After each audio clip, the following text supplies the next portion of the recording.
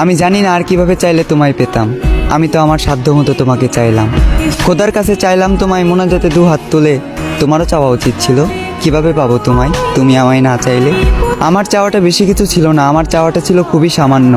চেয়েছিলাম এই জীবনের পথে তোমার হাত ধরেই হাঁটবো। তবে দেখো, আজ এই জীবনটাই থেমে আছে তোমার জন্য।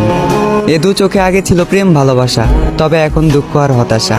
আমার পুরো পৃথিবী উল্টে গিয়েছিল যখন এ দু চোখ তোমার পাশে অন্য কাউকে দেখেছিল। তুমি কথা দিয়ে কথা রাখলে না, ছেড়ে যাবে না বলেও তুমি আমার হয়ে থাকলে না। আমিও কথা দিয়ে কথা রাখিনি, তোমাকে ছাড়া বাঁচবো না বলেছিলাম। তবে আজও আমি মরিনি, বাঁচা মরা রবের হাতে। তাই হয়তো না চাইতেও এখনো বেঁচে আছি এই পৃথিবীতে।